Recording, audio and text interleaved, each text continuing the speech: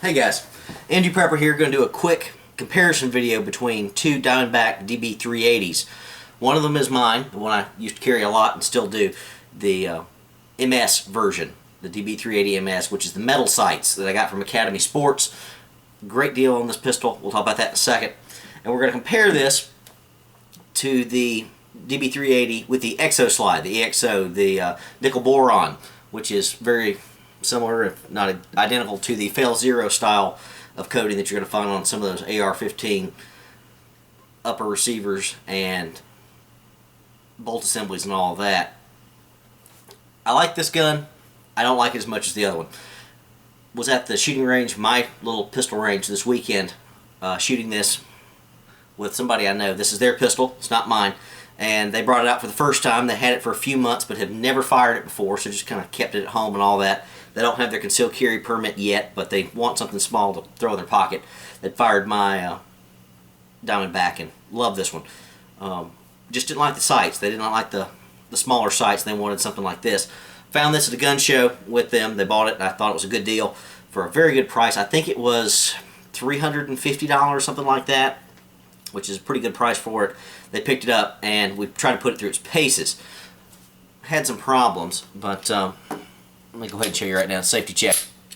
Now, this is a great little pistol, very accurate. I'll show you the target here shortly. But first problem we ran into when they started shooting this thing, after the second or third round fired, it failed to extract. It would not extract a round. They cleared that jam and fired again. 2 or 3 rounds later, failed to extract again. This happened time and time again. This was pretty decent ammo, some Federal 380s, some just basic target loads, full metal jackets. It kept happening. They just kept clearing it. We thought it might be the mag. We changed that out to one of mine that I knew worked. That wasn't it either. We thought maybe it was finicky with the ammo, so I went and got some of my Winchester white box that I fired the heck out of through my standard black looking Parkerized version, thinking maybe that was the problem.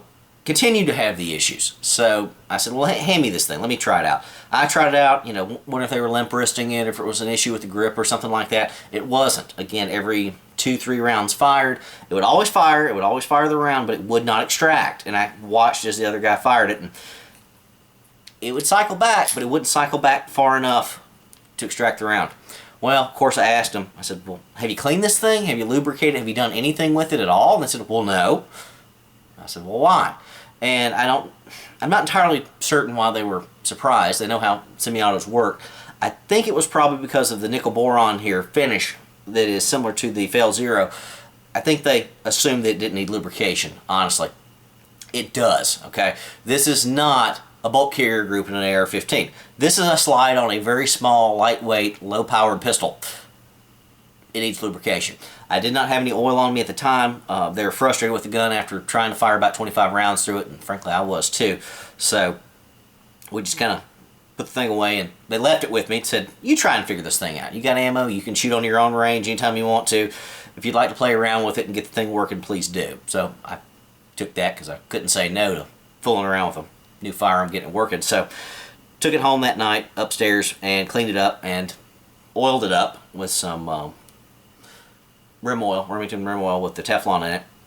Took it down the next day with 100 rounds, and I did have some trouble with the first maybe 25 rounds with failure to extract, but maybe 3, I think. After that, I had 1 in the next 25 rounds, and then the following 50 rounds, it was flawless, absolutely flawless, shot fine, shot just as well as my other one. So anybody out there with nickel boron style slide that says it does not need to be lubricated, at least in a pistol this size, you're full of it. You're just wrong. You're going to need to lubricate this thing to get good reliability, okay? This is not an AR-15. So, it's nice, it's pretty, it's much nicer looking gun than mine.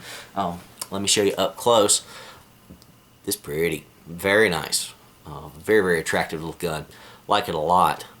And for the price, had I found one at the same price back when I was pricing these pistols, I would have probably bought the EXO finish as well. I like this. And it comes with the better sights, frankly. Those very nice, easy to see 3-dot sights that you know I love if you've watched my videos. But honestly, I don't think it's worth it. I don't think it's worth the price for the EXO slide or these sights. These sights, they're great. This is a small pocket gun. You don't need good sights. You just need you don't even really need sights. Honestly, you need something to point you in the right direction, but you don't need anything this massive for a gun like this. You're not going to take the time and the kind of range you're going to be using this to line up your sights, to be perfectly honest. They're nice. I like them. I shot well with them. Shot very well. I'll show you that in a second. The other problem I ran into with this, and it's not a major problem, honestly, for day-to-day carry at all, but is racking the slide with this. Again, gorgeous little pistol, but this nickel boron slide here is slicker. It's just a lot slicker on your hands to grab this thing and try and rack it. There's just not enough places to put your hands to get enough purchase to rack this thing exceptionally well with the stiff slide slide spring this thing has. It was a problem. If you see my thumb here, right there, I scraped the hell out of it on numerous occasions. On the first day shooting and the second trying to rack this thing, it would slip on me and my fingernail would cut into my top of my thumb there. So that was quite annoying, bleeding for a gun. Not that I've not done that before, but I don't like to do it regularly. It's just a little too slick for regular use. Now, if you're just carrying this around in your pocket, it's going to have good resistance, you know, to grime and dirt and everything like that. So that's good, reliability-wise. But if you're at the range, especially out in the hot sun like I was one day shooting it, your hands are slightly sweaty. You're going to slip on this thing. My hands are not sweaty at all right now, and I have a little bit of trouble, even with the DiamondBack little pattern up here, of racking this thing without my hand slipping somewhat. Let me show you here, grabbing the front. See my fingers are slipping on it? Because I can't get a good purchase. There's just not enough friction on this thing. Let me compare it to mine. Exact same grip, exact same pressure and all of that. I can hold this thing forever. It's not going anywhere. There's no sliding at all. This Parkerized finish, again, wears a little worse. Doesn't look nearly as classy. Get some scratches on it. But that extra friction on this is much nicer for grabbing this thing. Either here or at the rear, however you choose to rack this thing, it's not going anywhere. Your hand can get a good purchase. Again, to show you again, same level of friction. You can see my hand just slide on it. You just can't put enough pressure to not have your hand slide, and that's where I ran into trouble. My hand, I would try to rack this thing hard, and my hand would slip, and my thumbnail here would come and slice into my other thumb top right here, which is not pleasant, especially if you're trying to do this in a combat situation to rack the slide to clear it.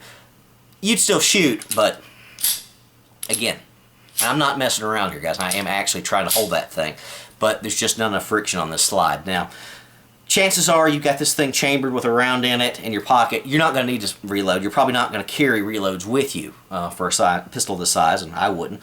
But it's a bit of a hindrance. It's gotten in the way with a gun this small. Now, with a standard size pistol, I don't think this would be a big deal because I could get a lot more purchase on it and rack it a lot easier.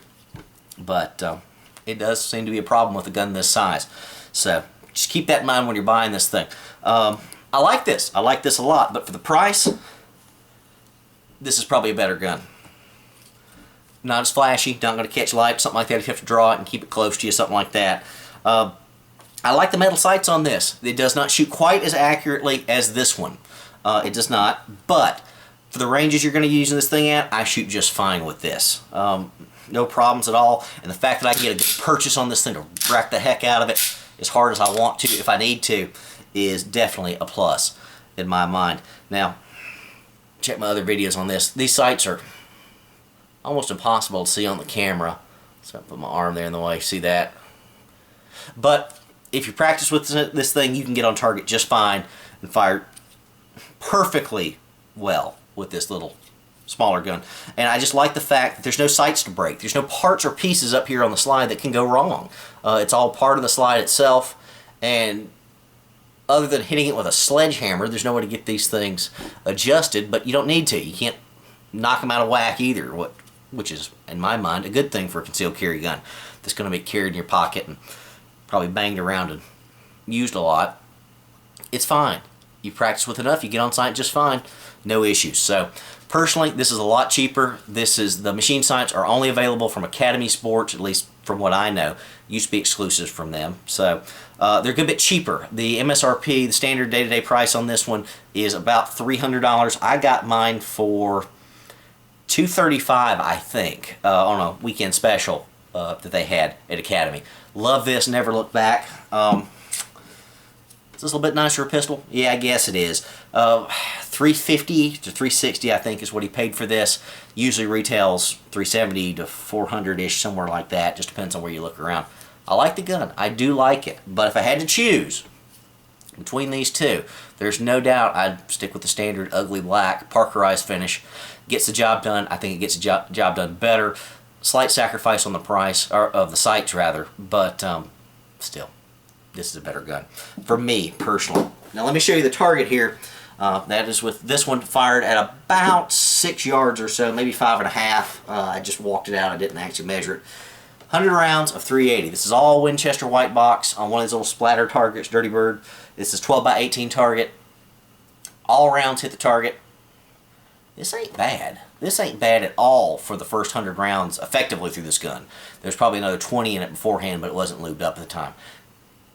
Fairly impressed with this. I haven't even broken the trigger in yet. It's still rougher than my other one. It's got a lot more rounds in it, so not shabby. Not shabby at all. So this from a 380. This is 100 rounds, so as you can tell if you want to go and count these things, the vast majority of these rounds ended up right here. Again, slightly to the right, but again, I'm still breaking in the gun, breaking in the trigger. So DB380, great gun. The EXO slide, not quite as fantastic as I might have thought it would be. And again, I never really thought about the friction issue on a slide. I've never had that in a gun. I've never had a handgun that I couldn't grab the slide and rack it effectively. This is a little more difficult, so it's something to think about, guys.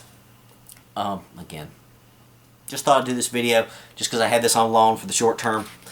We'll probably shoot it a little bit more. If I need to make another video, I will. But just thought I'd show you that comparison, guys, just so you make an informed purchase. MD Prepper, out.